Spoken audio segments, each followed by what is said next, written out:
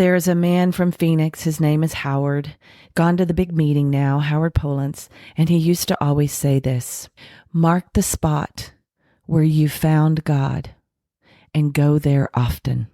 I marked my spot on Alcoholics Anonymous. I found a God that I could do business there, and I go there often.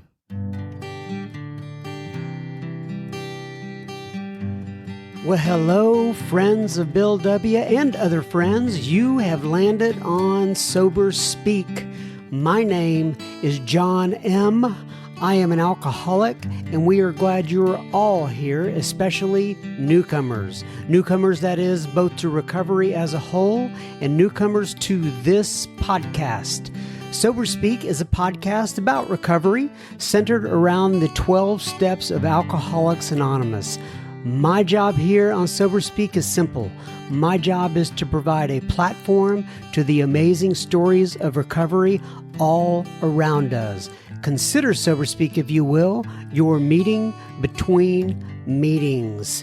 Please remember, we do not speak for AA or any 12-step community. We represent only ourselves. We are here to share our experience, strength, and hope with those who wish to come along for the ride.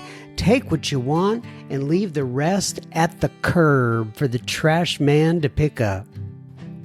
Greetings from Studio AA, deep in the heart of Texas. That was the voice of Tracie J that you heard at the beginning of this here episode number 350, and you were 350. And you are going to hear so much more from Tracie J in just a moment. But first things first, this here episode is made possible by Brad. What, you may ask, did Brad do? Well, Brad went to our humble little website, www.soberspeak.com. He clicked on the little yellow donate tab at the bottom of the page, or I think we have one. I think the lovely Mrs. M put one at the top of the page now as well. Anyway, he went there, clicked on that tab, and made a contribution. So thank you so much, Brad.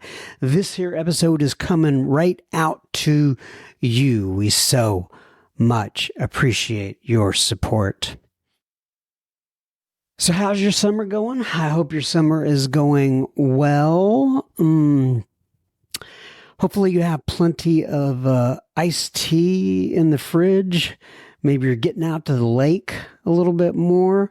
For those of you who have children, maybe you're going a little crazy because the kids are at home 24/7 now. I've been there, done that. And with this crew, when I say this crew, the ones listening in on this podcast, you could be at treatment right now, right? You could be at a rehab.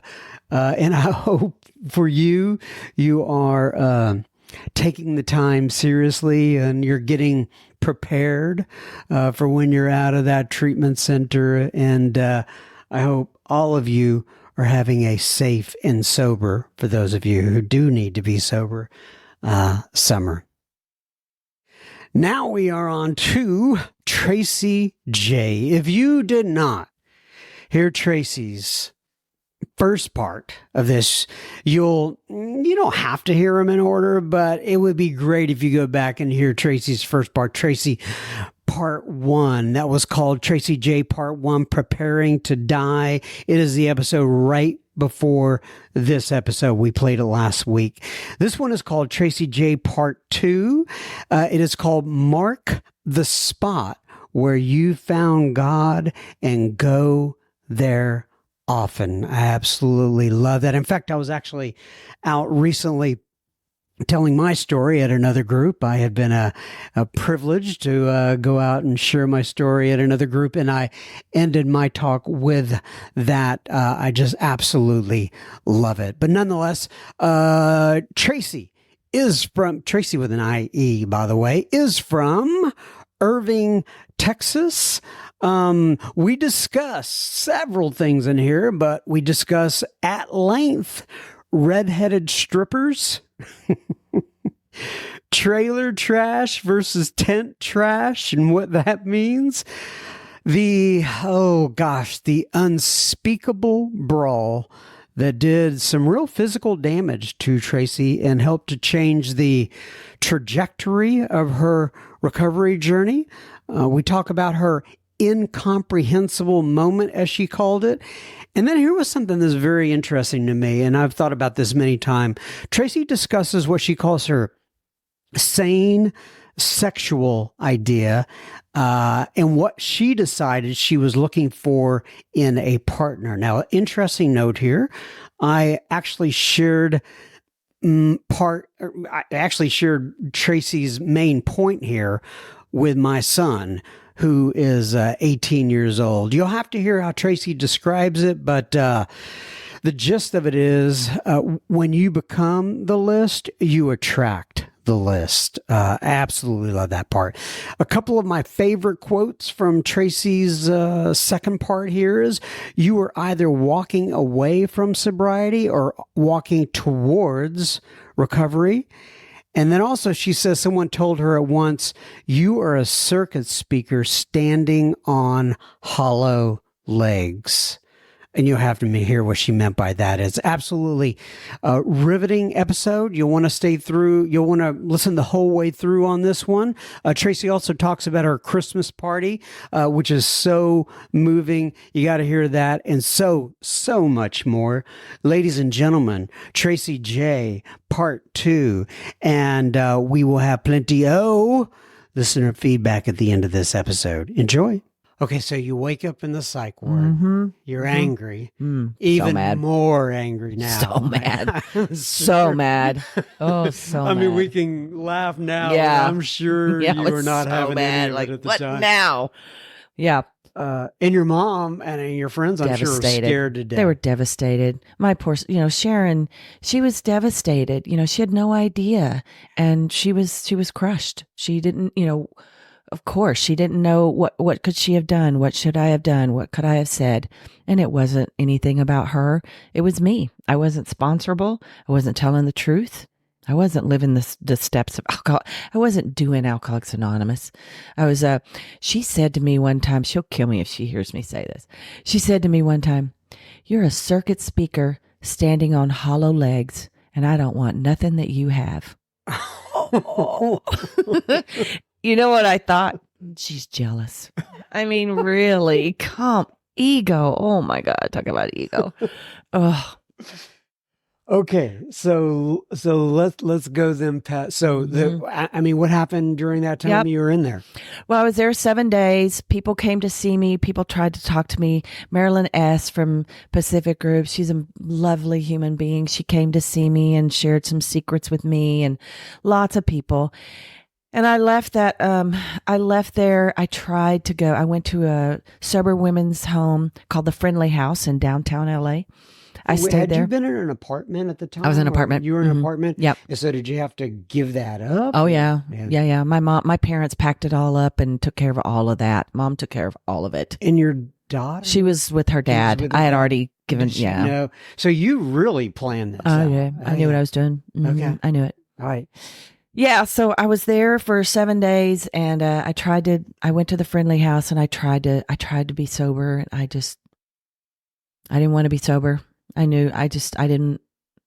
felt like I've already been there. I've already done that. I already know all of that. And it didn't work. Obviously it didn't work. And I was gone. So I left Los Angeles. I came back to Lubbock, and I was to be in and out of sobriety for the next 5 years. I tried to get sober. I tried to come in. I'd get a chip, and I just sat in the back, and I just hated being there. I hated everything about it. I hated being at the meetings. I had no hope. Still mad at God. I hated it. So that's like 1994 to 1999. Is that right? Yep, that's exactly right. Okay. That's exactly right. Yeah. In and out. And where were you living? Lubbock. Yeah, I I mean, was but in Lubbock. where, like, did you get your own place? You didn't go back to the 1 bedroom house, right? Oh, they tore that down. Yeah, that was tore down. Yeah, just, efficiencies here, live with this guy here, live with this person here, just in and out. Moved to Austin for a while, had a place there, just trying to drinking. I was just drinking, sitting in a bar, What were you doing for work? bartending. Yeah, gotcha. Bartending, sitting in a bar, drinking. And meanwhile, your mom and other people, I'm sure, are wringing their hands. Devastated. Yeah. Devastated. They were devastated. People tried to help me. Lots of people tried to help me. Lots of people reached out to me, but I just wasn't ready. Well, you know the old saying about when you have a belly full of booze and a Head full of AA is miserable. Miserable. Miserable place to be, I assure you. So it's 1999. My mom always came home for Christmas. She came back to Lubbock. She was in Los Angeles. She came back to Lubbock for Christmas. We were at my cousin's. My cousins were going to the bar. My mom was going to a meeting. So once again, you're either walking towards sobriety or away. Which are you going to go? And I decided to go to the bar. And I went to the bar with my cousins, and there was a boy. Another boy. A boy. Oh, those boys. This is a consistent It's pretty consistent. There was a boy. He was 6'2", eyes of blue, black felt hat, best pair of Wranglers I've ever seen, and his name was Shane. And Shane and I danced all Shane from West Texas. Really. Shane and I danced all the way to Las Vegas, and we got married. And he said to me, "We've got to get back to Lubbock before my parole officer finds out I'm out of Texas." Oh, that's a winner. Right there. I know. So we scurried back to Lubbock, and he said, "We're going to move to Austin, and we're going to live in my Aunt Jeannie's trailer." And I said, "Absolutely not. I am not trailer trash. I'm not doing it." And he said, "Fine, we'll set up a tent in front of the trailer." And I said, "Absolutely. I don't mind being tent trash, but I am not trailer trash. I'm done with that." And so we did. We set up a tent in front of her trailer. And then there's a drunken brawl one night, and the pool busted. You had one of those big plastic blue pools in the front yard. There was a big brawl. Somebody landed in that thing. It busted open. The water swooshed down the road with the pool and my tent down the road. So we moved into the trailer. That's the high life right there. Yeah, it was. Yeah, it was. Yeah, it was. So now we're in the trailer. It's 1998 and, I'm sorry, 99. And, it was a Tuesday night, and Shane was at there's a strip joint next to the bar we went to all the time. So he was over at the strip joint with a redheaded stripper, and I was at the bar sitting at my stool. And right next to me, whoever sits next to me and buys me a drink, you're my new best friend. Mm-hmm. And there was a guy there, bought me a drink. The night is done. So we decide to go back to his place and visit. And so we buy a 6-pack of long necks. We go back to his apartment on the 3rd floor, and we're having a beer and visiting. And he forgets to tell me that he too has a redheaded stripper girlfriend. And he also forgets to tell me that she possibly could be there. And she was. And she wanted me to leave. And I told her as soon as I finished my beer, I would go. And I don't know what happened over the next half an hour, because I was in and out of consciousness for the next half hour. Apparently, police reports say that I took a beer bottle and I hit her in the head with a beer bottle. And so he and her just beat the living daylights out of me. They nearly beat me to death. And I was in and out of consciousness for the next half hour. I came to, at one point I was on the floor. I came to. She had a hold of me, of James, on his arms, pulling him off of me. And she said, "James, you've got to stop. You're going to kill her." And I went unconscious again. So I have to say, the little redheaded stripper saved my life. She saved my life. Did you ever have any contact No, with her I've after never that? seen her again. It'd be so weird if you Or ran him. across her and Yeah. I'd love it because I tell that story all over. I'd love it if I could ever see her again. I don't know where he is. I have no idea. So you were almost beat To death. to death. Oh, yeah.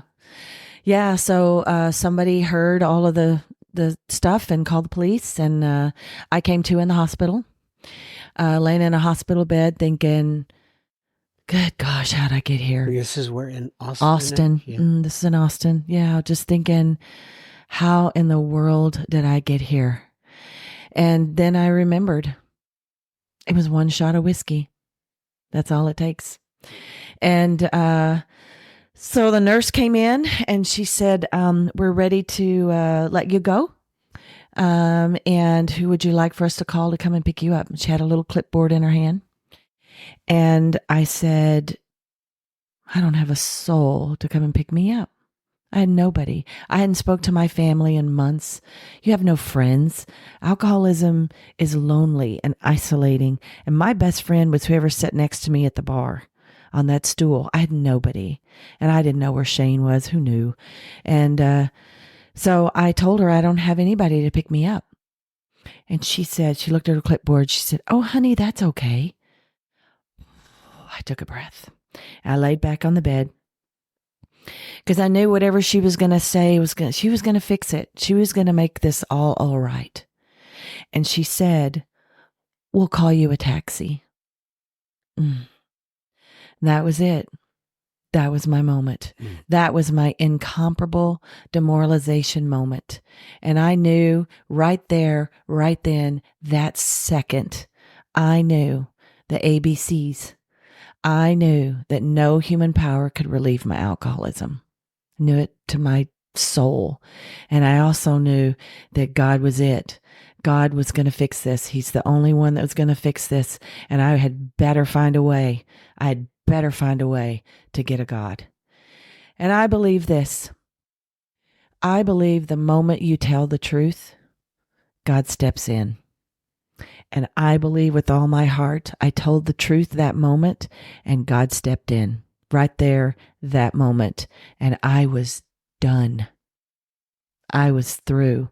I was sick and tired. I was done and desperate. And I was willing like the dying only could be. Okay. So you get out of this, you're in the hospital. So a taxi did come and get me. Right. Yeah. A taxi came and got me, and took me back to that trailer. Now I got to tell you a really amazing story. I'm standing in that trailer. There's a beer. There's a refrigerator full of beer, and there's a phone, a real live landline back in the day when it was on the wall. And I stood there, and you're either walking towards sobriety or away, every decision that you make. I've told the truth, and God steps in. I put my hands on my hip. I had on some jeans, and I felt a card in my back pocket of my jeans. And I pulled out that card, and I looked at this card. This is a Tuesday. The weekend prior, Jane was off with that redheaded stripper, and I was out driving around, and I went and got a 6-pack of beer, and I had made this brilliant decision that I was going to drive to Tyler and see my mom, because my mom was speaking at the Tyler convention, anniversary they call it, in January. And my sister, when my mom married Jim Shaw, he had a daughter the same age as me, Sheila, and we got sober at the same time. She had stayed sober, I had not. And she was at that convention with a bunch of her girls. So I decided to have some beers and go see my mom and the girls at the Tyler convention. I drove there. I showed up there drunk, caused a scene. My sister and those girls cleaned me up, got me out of there. They brought me back. There was a man there named Vincent Yo from Los Angeles, from the Pacific Group. He was speaking that weekend as well. He grabbed me and put me over in a corner, and he stuck his finger in my face, and he said this, Tracie, I know you haven't asked me for my help or my opinion, but you're going to get it anyway, because I was friends with your dad, Jim Shaw, who had passed, and I'm going to tell you something. And he said this that changed my life.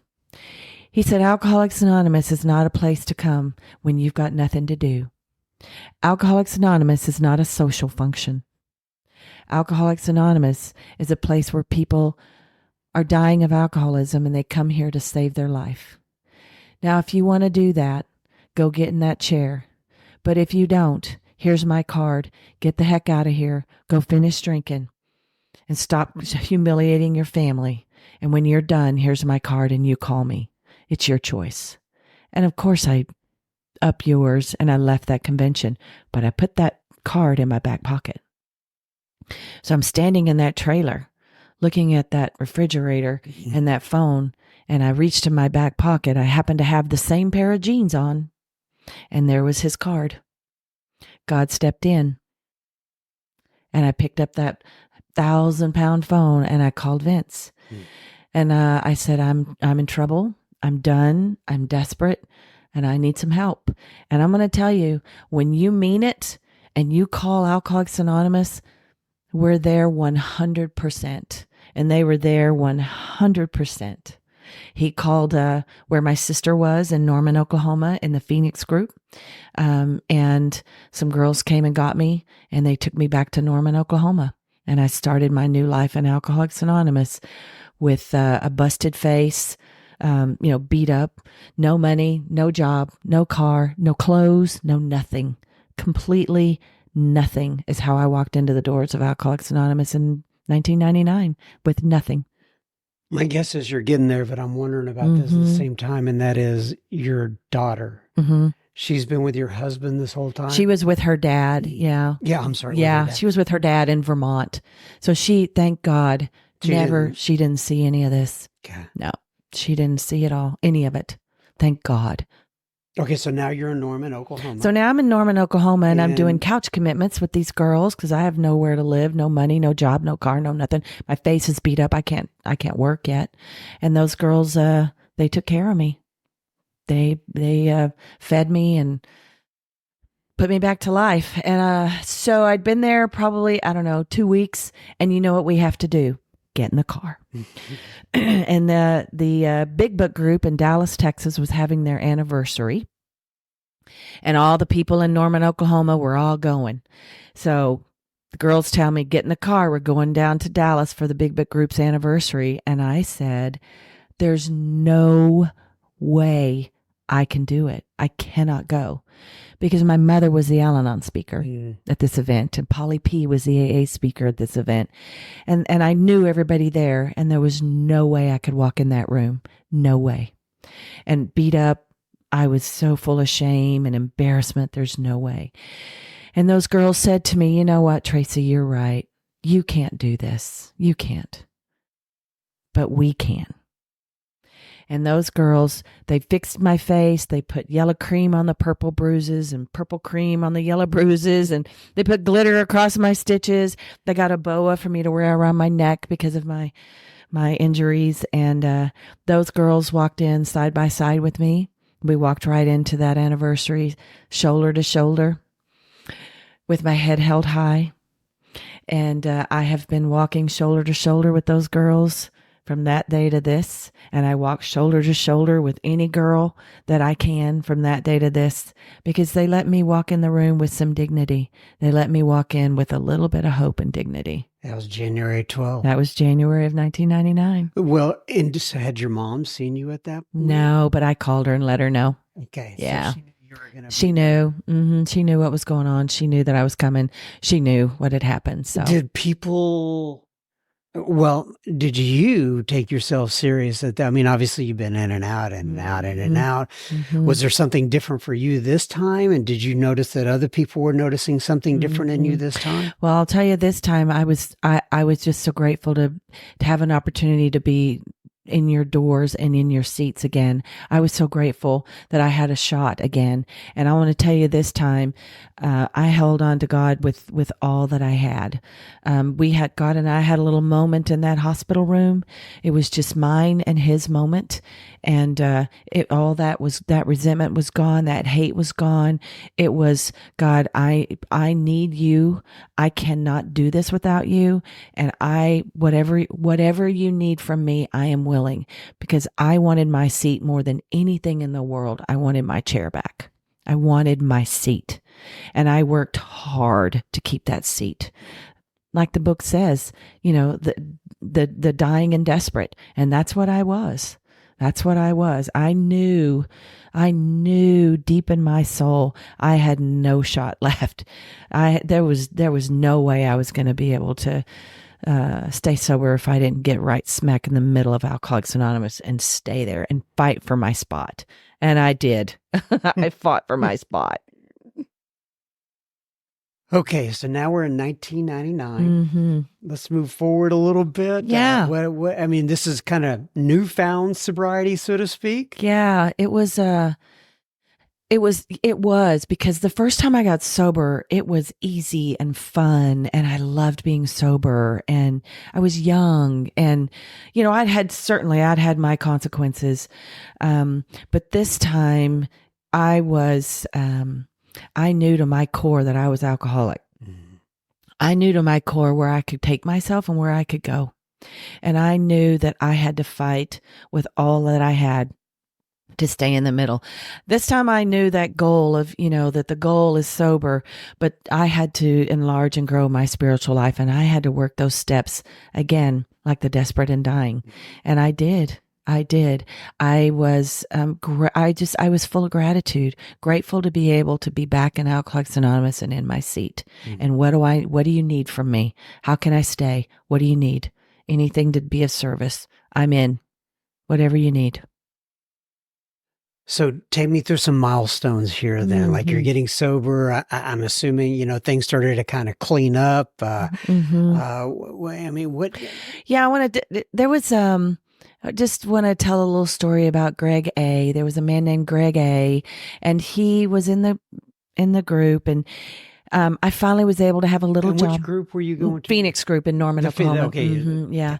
I was able to get a little job, and wasn't a big law firm administrator. I was the assistant to the assistant to an executive. And Greg and his wife and daughter, they would come and get me every morning, and we'd drop off his daughter. We'd drive into Oklahoma City about half an hour. He'd drop off his wife. He'd drop me off at my little job. He would go to work. And the end of the day, he would do it all again. He would pick me up, pick up his wife, drive back to Norman, pick up his daughter, drop us all off. And he did that day after day after day. And those are the kind of things that people did for me at the beginning, over and over and over, all kinds of little gifts, God shots. And I asked him one time, how do I ever pay you back for that? And he said, you don't pay me back. You pay it forward, and you'll know when you have. And I did. I knew when I did. I have my little Christmas story. I knew when I had paid that back. But I just got back in the middle of Alcoholics Anonymous and started, doing exactly what I was told to do. I got a little job. I got a little apartment and started making those amends. And I finally had about 5 years sober, and I moved back out to LA for just a minute, and then I moved to Phoenix, Arizona. What was in Phoenix? Friends. I had a lot of good friends there. So I went to Phoenix, Arizona. I was probably, 5 years soberish, bought a house, got a job again, got my life back in order. And, first thing you get back is your opinion. So I told my sponsor, I'm going to get my daughter back. It's time for me to get my daughter back. And my sponsor said, absolutely not. You will not disrupt that little girl's life, because she's doing just fine. And her dad and stepmom have raised her, and they've done a fine job. And you're not going to just because, who do you think you are to come in and disrupt their life? She said, what you'll do is you'll make that weekly phone call, and you'll send a check, and you'll earn the right to have her back in your life. Because this was nobody's fault. This was mine. And I knew that to my core. This was my fault. And I did that. I started making those calls and building that relationship, and they started trusting me a little more, and I got to go see her. I went to Vermont to see her, and she turned 18, and God help us, I got what I wanted. I got her back. They gave her back to me. She came to live with me when she was 18, and she had her own path to follow. She got married she met a guy in the program. She was not in the program, but around it all the time because of me. And she met a guy in the program. They got married. They had 2 little kids, and they built a life. And then that was destroyed. That marriage disintegrated, and he left and took those 2 children. And unfortunately, I don't get to see them anymore, my 2 little grandkids. And then my daughter had her path to go, and I was on vacation in Iowa on a trip, and I got a phone call, and the phone call was, your daughter's in the hospital, her boyfriend's in jail, and she had another little baby boy by this time. My 1-year-old grandson was in the custody of the state of Arizona. So I flew back to Phoenix, and I got custody of that little boy, and I raised that little boy for a year. And I had to cut my daughter out of my life. And probably the hardest thing for a mother or a parent to have to do is when your daughter calls in the middle of the night and she's out of her mind and she's lost and she's crazy and she's drunk and she's on drugs and she's babbling, and you have to say to her, you can't come here. I'm sorry, but you just can't come here. And to have to hang up that phone and not know where she's at or if she's going to be okay is absolutely gut-wrenching.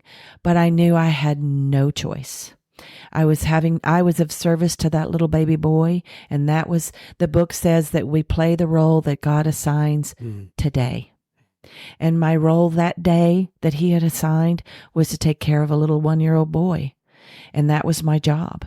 And I knew God doesn't have grandchildren. I knew God is everything or he is nothing, and he was going to take care of her. And if something happened, we would be okay.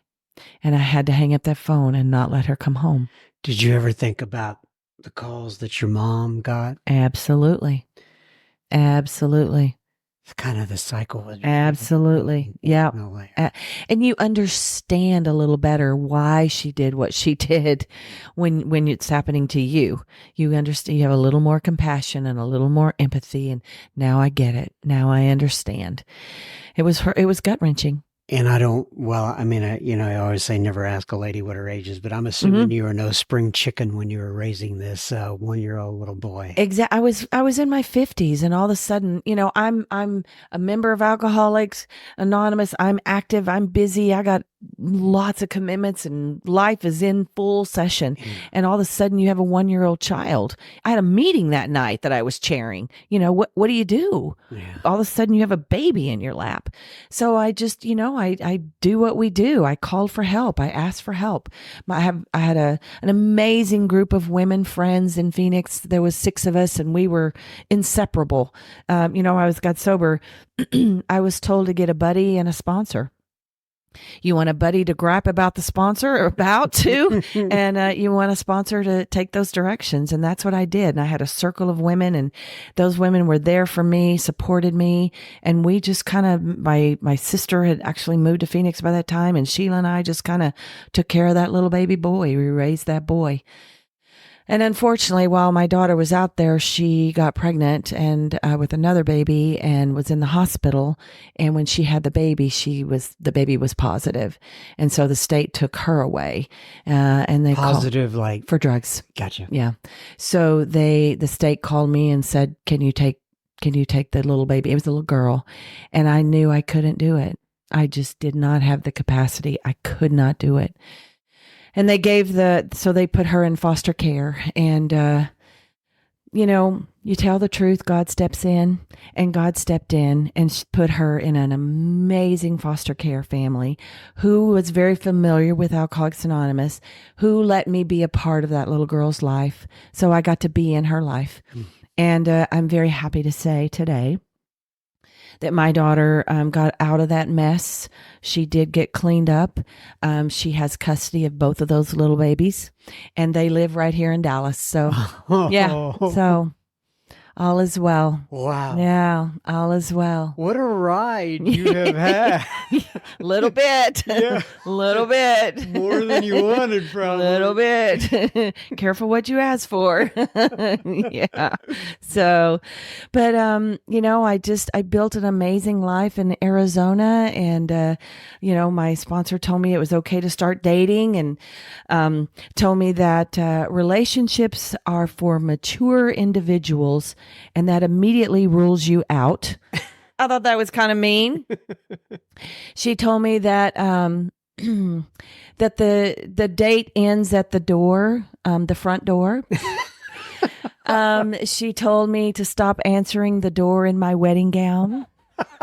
I've never heard that one. Yeah. And she told me, when they say you want to come over and watch a movie and hang out, they don't want to watch a movie and they don't want to hang out. And then she said, and neither do you. Which is true. And so, I got to learn how to date in Alcoholics Anonymous. I got to learn how to be a lady in Alcoholics Anonymous and have some dignity in Alcoholics Anonymous.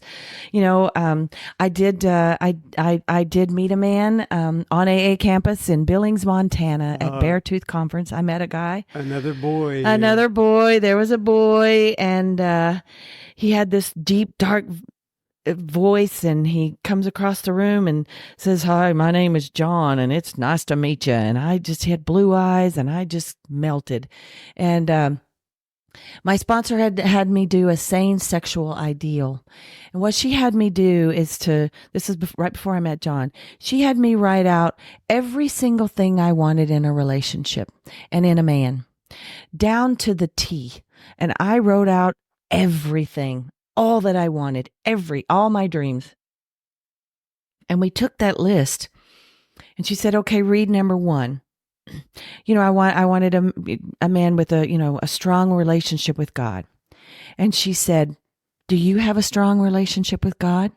I said, "Yes." She said, "Put a check mark." I want a man who loves his children and treats his children well.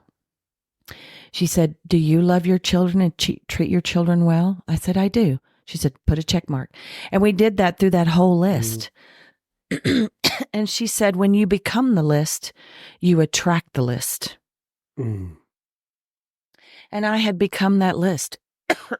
And John was everything on that list, except for one thing. There was one thing and on that list that was pretty big, but I thought, I can fix that one. I can change that one. And, he courted me just like we were taught. My sponsor told us to slow down because there was that one big thing on that list. And, we did not listen to either of our sponsors. And we got married within a year, and we gave it a great shot. We had a great shot, but there was that one big thing that everyone warned us about. And in my mind, I thought, yeah, but God and we'll fix this. We can fix this. And of course, we couldn't fix this. Of course, I couldn't change it. And we stayed married for about 10 years, stayed together about 10 years. We did divorce about 3 years ago. But here's what I can tell you. You can walk away from a relationship in Alcoholics Anonymous sober with dignity and not have to hate each other. You don't have to fight over the group. We walked away knowing that it was the best thing for both of us, and we acted like we had some time in Alcoholics Anonymous. We acted like we were sober, and we are good friends to this day. I just talked to him yesterday. Did I miss it? What was the thing on the list, or do you not talk about it? Oh, no, you didn't miss it. Everybody asked me. So John had a career that kept him away from home about 9 to 10 months out of the year. And the first thing we decided to do is that I would quit my career and go with him. And so I did that. And I tried it, and it was miserable. I couldn't do it. I'm too much of I got to be in the middle of Alcoholics Anonymous. I got to be in the middle of my home group. I've got to be in the middle of my sponsees. I love to be of service. I like to do conventions, and, you can't do that when you're on the road for 8, 9, 10 months. And then I got the idea. Here's how I thought I could change it. If we get married and he sees what an amazing life I have in Phoenix and my home group, and, I built a great life there, he'll want to be there. He's not going to want to travel. He'll quit that job and he'll get a job in Phoenix, and we'll have a life in Phoenix. And I'll finally be Mr. and Mrs. AA in Phoenix. And that was not to be. He did not want to quit that job. That was his career. And he made that very clear to me. And so, you can't have a marriage when one person lives in one state, or at least I couldn't. One person lives in one state for 10 months and you live in another. Yeah. It doesn't work.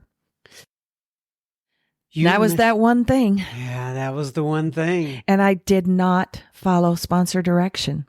I did not follow sponsor And did you direction. see you kind of rushed it as well? Oh, yeah. They told us, my sponsor said, I want you to not get married. She said, I don't even want to hear the word engaged until you've been dating a year and you see what this lifestyle is. Well, we were married before a year. We did not follow sponsor direction. And once again, there's a reason sponsors give direction. They're not emotionally involved. They can see around the corner and I can't. I'm in the moment. We were in the moment. We can get past this, not a problem. And they can see it. One more time, just like the 12 and 12 says, you have to be compatible spiritually, emotionally, and then physically. And, I thought I could make this compatibility. I thought I could make it work. And you have to go through all the seasons together to see what it's like, right? Yeah, you do. You had mentioned somebody earlier, I think his name was Greg, who drove you to Norman, Oklahoma every day. Yeah. And you said that you would know, he said, you'll know when you've paid it back. Did you get some insight on that? It's my Christmas story. So in Phoenix, I bought this big, beautiful house, and every year, I love Christmas. It's my favorite time of the year, and I turn my house upside down into Christmas land. It takes us probably a week to get that house ready for Christmas, and every year I have a Christmas party. And it's a white elephant, and we have a fire pit out in the backyard, and people look forward to this party all year long, buy their gifts all year long. People call me, I found my gift. And, it's a big event for our group in Phoenix. And, I decided, I'm tired this year. I'm not going to have the party. Spirit of rotation. Somebody else can do a party this year. It's not really AA. This is an outside thing. And so I call my sponsor, and I let her know my plans, because my sponsor is in the middle of every part of my life, in every area of my life. And I ran this by her. I'm not going to do the Christmas party. I'm tired, and somebody else can do it. And spirit of rotation, it's not really AA. And she said, oh, no, you'll do the party. You'll do the party because this is your service work back to your group. Your group loves that party. They look forward to it all year. It's a safe place for people to go, and you'll do your party. Okay, because I take sponsor direction usually, mostly. So, I had the party. Of course I did. And it was a great success. It was a beautiful night, lots of people. It's the end of the night. There's a new girl that's been there that I hadn't really had a chance to talk to. She walks up to me at the end of the night. She's got a pretty little dress. And she says to me, thank you so much for having this Christmas party. I have always wanted to be invited to a Christmas party, but I've never been to one because I was always in the Salvation Army. I was drunk on the streets. I was in a recovery house, or I was just drunk. Roaming the streets. I've never got to go. This is my first real Christmas party. Thank you. And I was just, I was blown away. And I looked down, and down beside her was little 3-year-old Johnny, her little boy. And he was chocolate face covered because he'd been in the candy, and he had his little raggedy little bear, and he pulled his mom's dress, and he looked up at her and he said, Mommy, is this Christmas? This is Christmas? And she said, yes, Johnny, this is Christmas. And he said, Mommy, this is magic. Mm. And I knew right then I'd paid it back. I knew right then. And I also knew right that moment, you bet that's AA. You bet that party's AA. Absolutely. And I could have missed that moment. I could have missed that magic. I could have missed the little light in that little 3-year-old boy's eyes who had never seen Christmas. He'd been in a Salvation Army or a shelter his whole little life. Yes, that's AA. You bet that's AA. Okay, so that is beautiful. I love that. My goodness, and it makes me even a little bit more emotional about it because I was called Johnny as a kid. Really? Yeah. Oh my gosh. That was little mom. Johnny. His name was Johnny. Yeah. Anyway, I won't go into my deal, but so let's put a bow on this. Okay. Really enjoyed talking to you today. A lot of folks out there listening to you. Maybe they've never heard you before. They're all across the land. We're heard in like 200 different countries, right? Mm-hmm. If someone's out there and they're thinking about just share your experience, strength, and hope and what you want to leave them with in regards to Alcoholics Anonymous and your journey here. Well, I can tell you this, that Alcoholics Anonymous is the best thing that has ever happened to me in my entire life. It's the one place that I found that can treat my alcoholism. And I am very blessed to know that I have alcoholism from the top of my head to the tip of my toes. I don't argue that point. I don't fight that point. I know I got it. And I know that I treat it in Alcoholics Anonymous. It's where I have found the solution. And our book tells us that it will solve all our problems. Our book tells us that we better get a God of our understanding because they will help solve all our problems. There's a man from Phoenix. His name is Howard. Gone to the big meeting now, Howard Polance. And he used to always say this: mark the spot where you found God and go there often. And I marked my spot on Alcoholics Anonymous. I found a God that I could do business there. And I go there often. I love that. And I'm probably going to be stealing it. That's okay, because I stole it. You got it from what, Walter? Is that Howard Polance. Howard. Mark the spot where you found God and go back there often. Good. I love that. Mm-hmm. Tracie, this is just Tracie with an IE. Yes, it's IE. Very good. IE. Very good. Very good.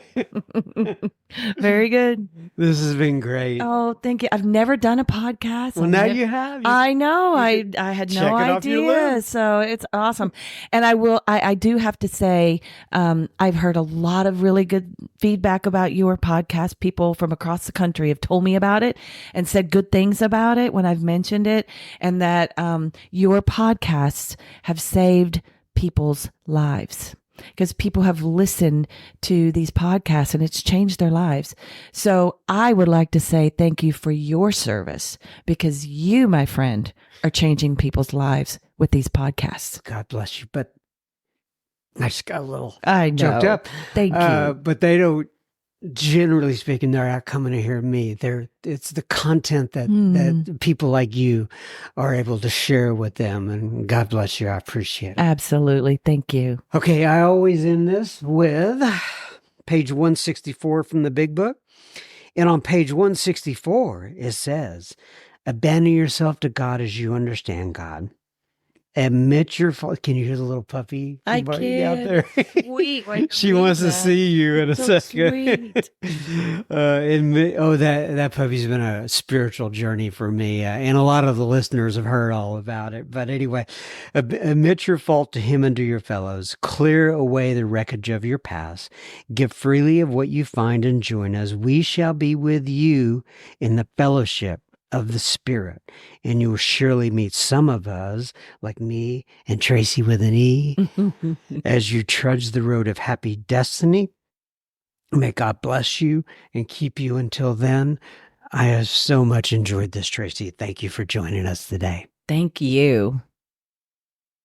Wasn't Tracie's episode, both episodes actually, part 1 and part 2, absolutely amazing. We highly encourage you to pause your device wherever you're listening to this and share that episode and the last episode with Tracie with a friend or a family member. That may be just what they need today.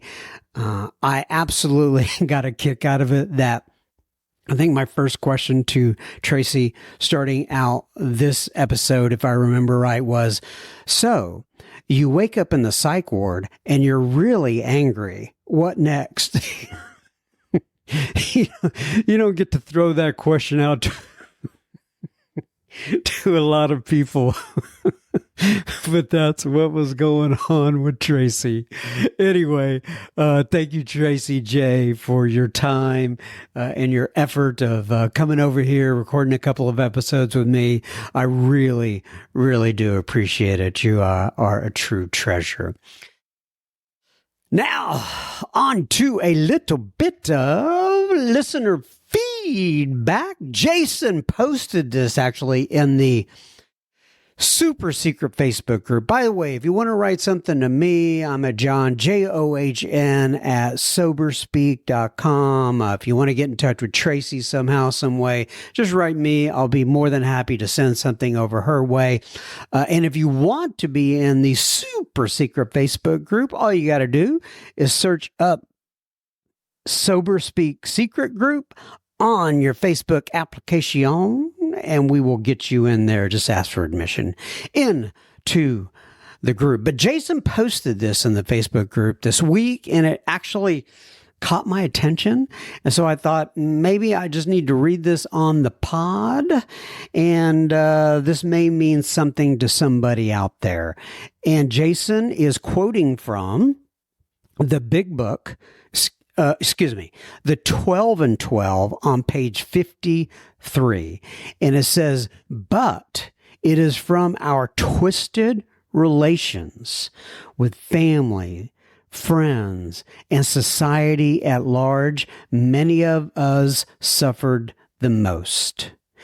We have been especially stupid and stubborn about them. The primary fact that we fail to recognize is our inability to form a true partnership with another human being. Once again, that's on the 12 and 12, page 53. I'm going to read that one more time, just in case you didn't catch it the first time through. It says, but it is from our twisted relations with family, friends, and society at large that many of us have suffered the most. We have been especially stupid and stubborn about them. Bill's not mincing words there, is he? He says the primary fact that we fail to recognize is our total inability to form a true partnership with another human being. You know, I guess I think for me is it was important to realize where I was starting and that I really had the inability to form a true partnership with another human being. And then hopefully work my way up from there by working the 12 steps and doing all the things that the program suggests. Thanks for posting that in there, Jason. Tim writes in, and Tim says, hi, John. I heard you read my latest email, and man, did I get a kick out of you laughing at some of the, bottom stuff. He used the word bottom in his email a few times, and I just couldn't.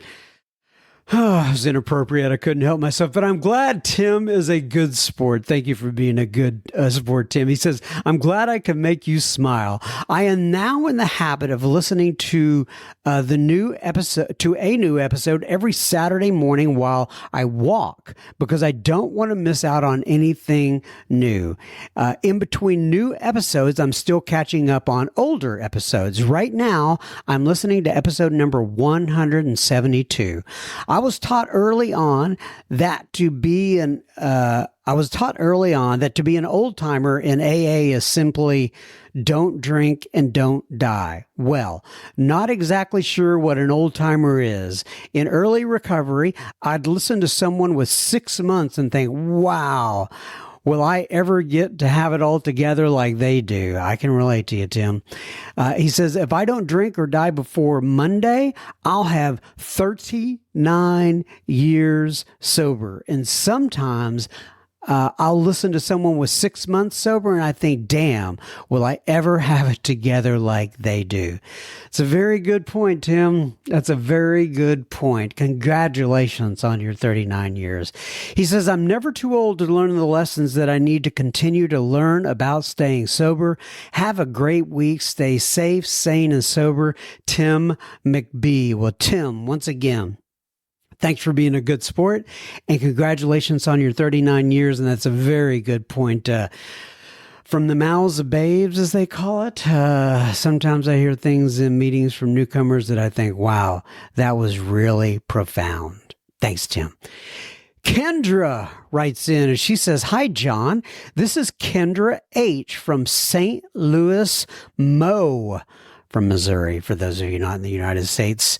I'd like to say thank you so much for the podcast. When I first became sober, I would spend all day at the 212 Club. Now I work too much and I only make it to one meeting a week, but I listen to your podcast at work. Thank you again for your meetings between meetings. God bless, Kendra. Well, God bless. You can't see me right now, but I'm doing a little namaste hands, and God bless you as well, Kendra.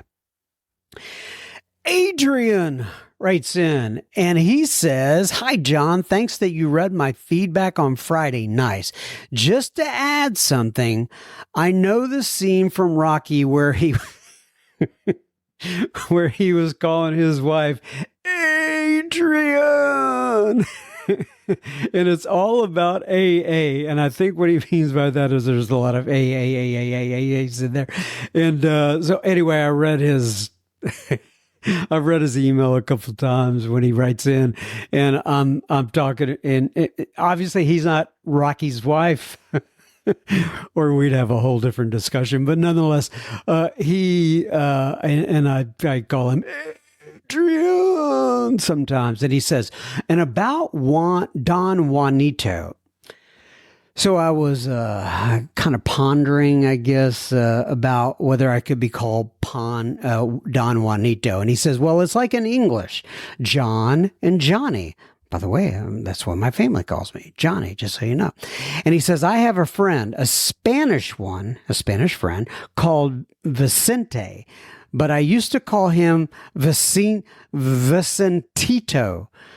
Also, so nothing bad with this. And yes, Don Juan was like a hurricane among women, but there was no escape around Don Juan. Obviously, Don Juan never made a searching and fearless moral inventory, especially the sex inventory. We can agree on this, says Adrian. Yes, we can. That, my friend, because I used to send you photos only with my beautiful legs. So he had sent me a photo in, and it was one of those where you see the legs and the feet of somebody sitting at a pool.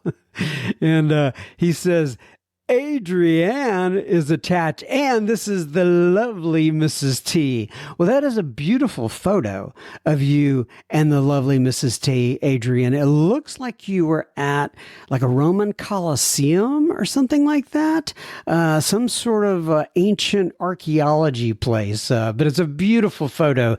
Glad to see both of you.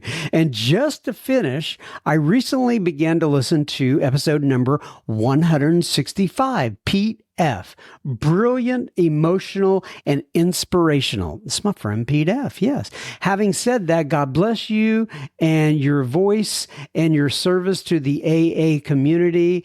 And you are very well, thank you, Adrian, for your service as well. I appreciate it.